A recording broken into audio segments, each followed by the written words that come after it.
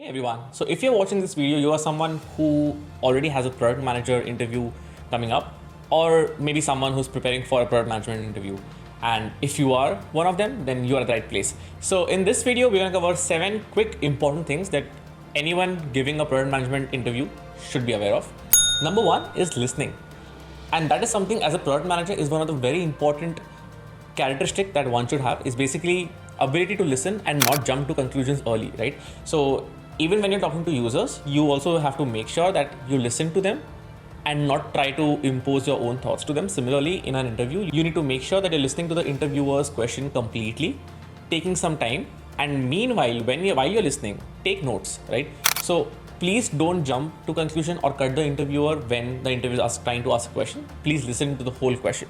Number 2 is ask. A lot of times we don't really ask questions, but whenever in a product management interview you get a question, it's usually at a very broad level. And unless you ask question, it's difficult to actually understand what the interviewer is trying to get out of you, right?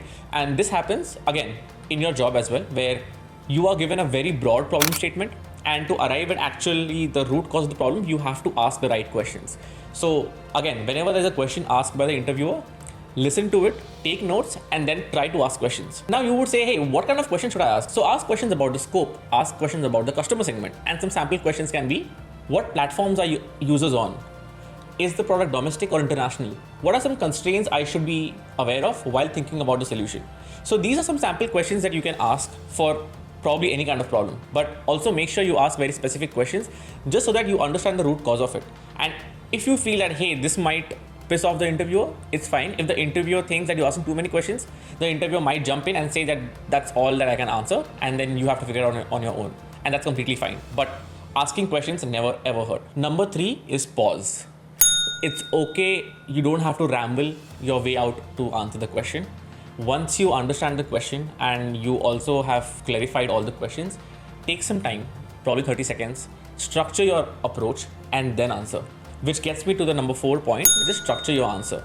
No one likes to hear an answer which is not going in any direction, right? So you need to give a very structured approach to the interviewer. So while you take the pause that I mentioned in number 3 tip, try to think through different frameworks that you might have learned. And if not, I'll cover those frameworks in the upcoming video, so stay tuned. But try to think of all the product management frameworks that you've learned and try to figure out which framework fits the best.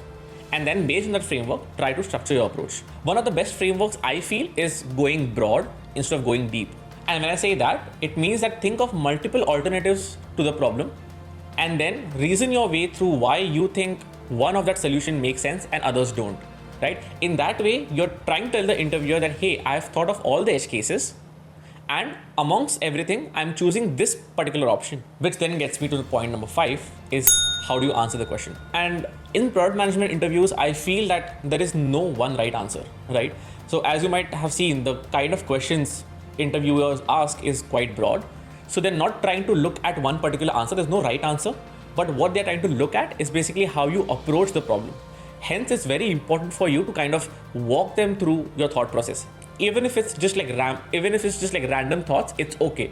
Because if your interviewer thinks that you are going in the wrong direction, that person can help you basically put you in the correct place or make sure you're not diverging to a different tangent, right? So always make sure you try to talk out your solution loud and walk them through the framework that you're currently working on. And a sample answer can be, okay, like based on this problem, these are all the solutions that I think might work out, but I feel amongst those 4 solutions, this one solution might work the best because the other 3 solutions do not have XYZ capabilities. And then walk them through the framework saying, okay, now I'm probably going to take an approach where I go through step 1 is X, step 2 is Y, step 3 is Z. Starting with step 1, which is X, let's try to understand how do you figure out X and then walk them through. It's more like try to think of the interview as your friend. And basically, how would you do a pair programming or how would you do a group project? Similarly, try to do that particular problem solving with your interviewer, because interviewer is there to kind of help you as well and also to understand how you think about the product. So it's very important to talk out loud your solution while you're thinking about the structure. Which brings me to, again, number 6 is pivot and checking in. This is very important because sometimes we get lost in the rabbit hole so much that we forget what the actual problem was or what the actual solution we were planning to talk about, right? So every now and then, keep on checking with the interviewer if you're going on the right direction or not. Say something like, do you think this is the right path? Or do you want me to take a different approach? Right? Do you have any questions? So in this way, you're trying to keep a check with your interviewer and trying to see if the interviewer has any questions for you. And if not, then you can proceed with that, right? And this is a very, very, very important thing that people need to understand, that you need to check in and pivot as soon as you think you're going in the wrong direction. Now you would say, okay, maybe I'm trying to talk through an answer, and now I'm trying to understand that I'm just rambling and not really talking sense. So how do I pivot? Then you can say something like, I don't want to go in that direction, maybe because of XYZ reasons. So let me take a 10-15 second pause and let me think to another solution that I feel can be a better fit for the problem. And that is how you pivot. And very important, again, another thing is summarize your answer.